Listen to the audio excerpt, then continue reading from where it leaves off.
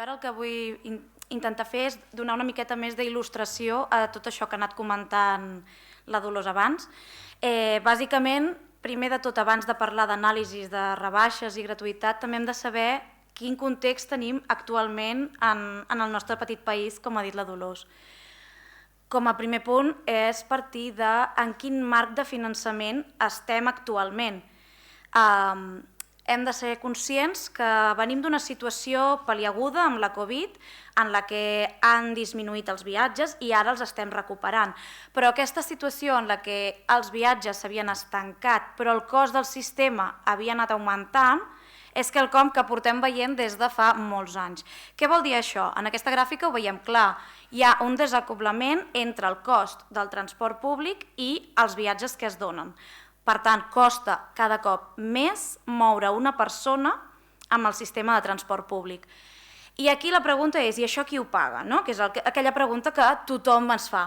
Bé, ho paguem entre les administracions i els usuaris. Fins fa poc, abans de la Covid, sempre hi ha hagut una relació més o menys d'un 50-50. Què va passar? Durant la pandèmia van reduir-se molt més les validacions, com ja hem vist en l'anterior, per tant, hi ha hagut molt menys ingrés per part de l'usuari i això ha estat traduït a que les administracions han hagut de fer front a aquesta despesa per tal de poder cobrir el cost del transport públic que no va disminuir tant en comparació a la disminució que hi ha hagut d'usuaris. Amb això el que tenim és que ens trobem en un marc on tot el sistema de finançament per part de l'administració té diferents agents implicats i aquests agents van fluctuant, la seva aportació no és fixa. Això ens porta a que des de l'any 2012 podem veure que hi ha una davallada important en els ingressos, en l'aportació que fa l'Estat al cost i al manteniment del sistema de transport públic. Això està amb les dades de l'ATM de Barcelona.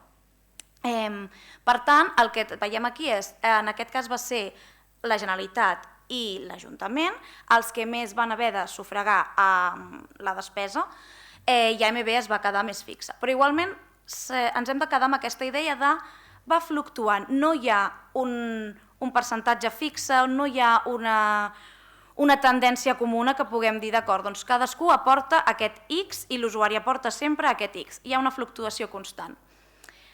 Això per què? Doncs perquè, com ha introduït abans la Dolors, les lleis que tenim actualment de finançament podríem dir que són zero. Sí que tenim una llei catalana, que de fet està aprovada i es va aprovar per unanimitat, però que no ha arribat a desplegar mai del tot els instruments impositius. La raó és fàcil, a ningú li agrada posar impostos, a ningú li agrada haver de pagar o haver de dir a les persones, als usuaris, que han de pagar més encara que sigui via impostos. En el cas d'aquesta llei, una de les característiques és que al final el que acabem fent és que el finançament del transport públic acaba sent un debat únicament entre les administracions catalanes sense tenir en compte l'Estat i que inclou sí o sí a la negociació de les tarifes. Aparentment va aparèixer una llei estatal que prometia molt i que, com ha dit la Dolors, inicialment també incloïa la paraula i de financiació del transporte público. Això ha desaparegut. Per tant, ja ens diu molt de cap on va aquesta llei i en aquest sentit què ens aportarà. Principalment la llei vol crear un fons estatal de finançament, que diu Sostenimiento de la Mobilitat, per tal de, per una banda, substituir els mecanismes actuals de finançament, els que es donen tant per subvencions nominatives com per subvencions per concurrència, i hi ha una peculiaritat que ens ha cridat molt l'atenció i és que, per una banda, la llei ha de regir-se per principis d'igualtat, estabilitat, certitud i proporcionalitat, però sense que es moguin o que no hi hagi ruptura amb les percepcions i ordres de magnituds anteriors. Si recordem les diapositives anteriors, els ordres de magnitud no eren clars, no hi havia un ordre de magnitud molt, com indiquen, igualtat, molt igual i estable. Per tant, és una petita contradicció que hi trobem. I com a un punt important és que aquesta llei no explicita instruments impositius per tal de nodrir aquest sistema de finançament. Sí que hi ha dues característiques interessants, és que, per una banda, estableix un màxim d'aportació de l'Estat, però no un mínim. En canvi, estableix un mínim d'aportació de l'usuari i el màxim, òbviament, no l'estableix, però aquí nosaltres el que trobem a faltar és precisament aquesta falta d'aquest mínim que hauria d'aportar l'Estat. També, com altres mesures fiscals que podem trobar, hi ha el Libro Blanco de la reforma tributària, en el qual s'intentarà que Espanya comenci a tenir una certa recaptació mediambiental que actualment no tenim. És a dir, no tenim tenim molt pocs mecanismes impositius que ens ajudin a agafar aquests ingressos i traslladar-los al finançament del transport públic. Com a mesura extraordinària per la crisi s'ha donat, en tot aquest context que hem posat fins ara, la gratuïtat i les rebaixes de Renfe. Apareixen en el marc d'un fons de 13.000 milions d'euros, dels quals 5.000 milions estan destinats purament als carburants. Clar, quan passa això, doncs han de fer alguna cosa pel transport públic i dediquen aquesta gratuïtat. Tota aquesta gratuïtat, les rebaixes, s'aplica sense dur a terme cap estudi de viabilitat i d'impacte, sinó simplement com a mesura pal·liativa, entre cometes, per culpa que el fons ha estat gairebé en una gran majoria invertit en carburants, que en un moment d'emergència climàtica és bastant increïble. I això ho volem destacar amb aquesta notícia que va sortir al diario.es, on, per una banda, el MIT me diu que la mesura sobre el transport públic és per un tema climàtic i mediambiental, però entra en total contradicció amb el fet que s'han destinat molts més diners amb els carburants i que, a més, tenim en compte que sí que és cert que gràcies a aquestes mesures, però que Espanya és l'únic país de la Unió Europea on l'IPC ha anat baixant. Òbviament ha estat degut a aquestes mesures, però és un tema interessant a destacar. I en aquesta diapositiva ho podem veure com, en general, tots els índexs de preus de consum han anat disminuint. Això ens porta, d'acord, quin primer balanç podem fer d'aquesta mesura? Ja ho ha introduït abans la Dolors, aquí una miqueta els gràfics que veiem. El que estem fent és recuperar les dades prepandèmia. Les mesures de gratuïtat el que han fet ha sigut accelerar aquesta recuperació. No estem guanyant usuaris que no teníem abans, simplement estem accelerant. Ho veiem aquí amb les dades de Renfe i ho veiem també amb les dades d'ATM. Ferrocarril encara no s'ha arribat del tot, però on veiem més seríem els autobusos que no comparteixen xarxa Renfe i on menys, òbviament, allà on estem coincidents amb la xarxa Renfe, doncs els autobusos no han pogut recuperar, que això també ens dona molt per parlar. Per tant, el que hauríem de pensar és, ostres, doncs, si hem incrementat, hi ha hagut un traspàs modal, hi ha hagut algun... Com hem dit, principalment no, ja s'han vist les dades, no hi ha hagut un gran impacte a nivell viari, simplement hem recuperat, també tenint en compte que s'ha reduït el teletreball. Des de fa potser mig any, un any, ja hi ha hagut una reducció bastant important i per tant és lògic que aquesta gent tornés a agafar el transport públic, vehicle privat, etc.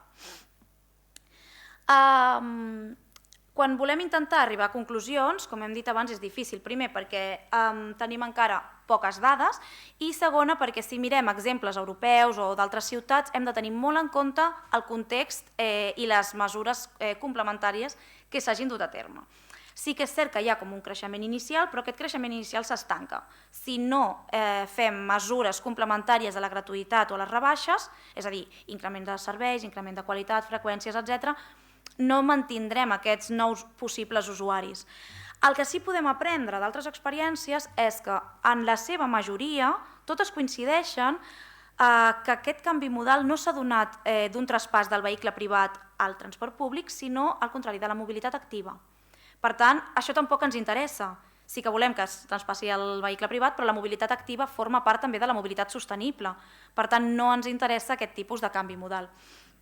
I en darrer lloc fer l'apunt que, com han comentat també abans, el preu del transport públic, llevat per uns col·lectius concrets, gent gran, joves, als quals és millor aplicar una tarifació social, el preu no és important, és a dir, la gent valora molt més la qualitat del servei, poder tenir un servei, és a dir, si no tinc autobús, m'és igual si és gratuït o no, no el puc fer servir, abans que el preu. Per tant, és una mesura que, en tant que pot beneficiar, no és totalment decisòria.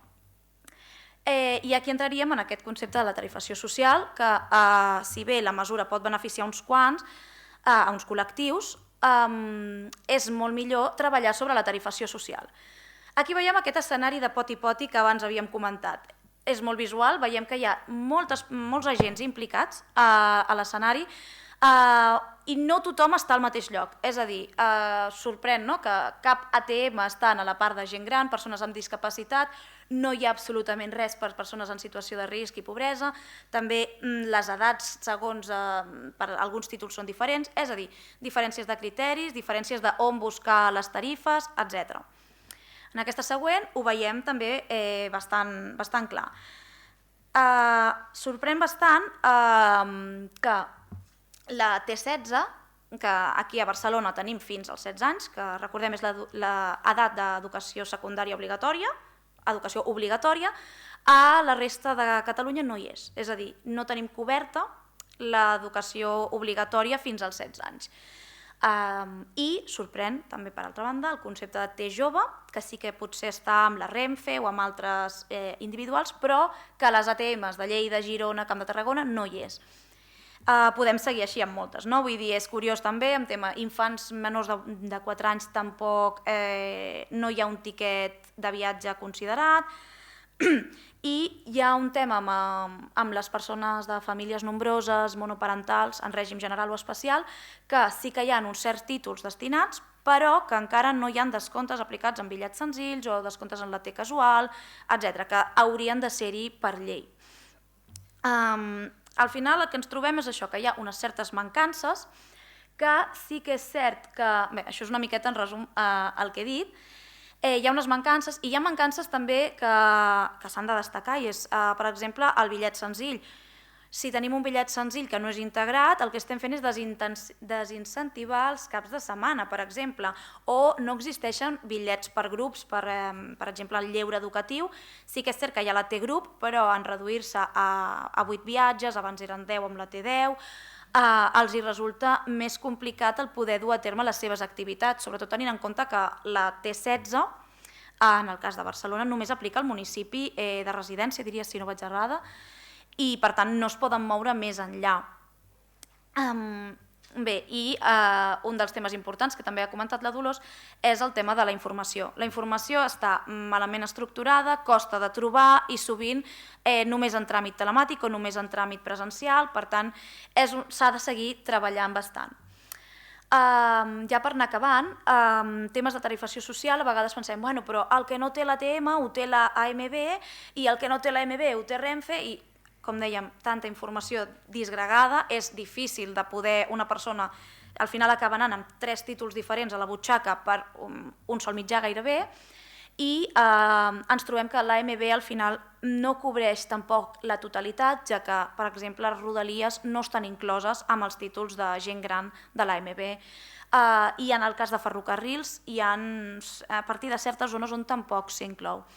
Per tant, estem en un greuge important, tenint en compte també que hi ha ajuntaments que a través de l'AMB han dut a terme tarifació social i que no estigui integrat a l'ATM és quan menys preocupant.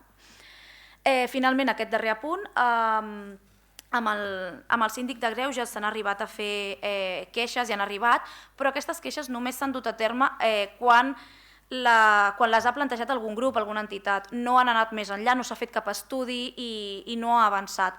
I això ho hem volgut posar perquè intentem incentivar-ho, veiem que entre ambdues notícies hi ha gairebé 10 anys de diferència i seguim igual. I quants anys hauríem d'haver fet una interrogant en quin serà el següent any en què podrem tornar a tenir algun avenç en aquest aspecte.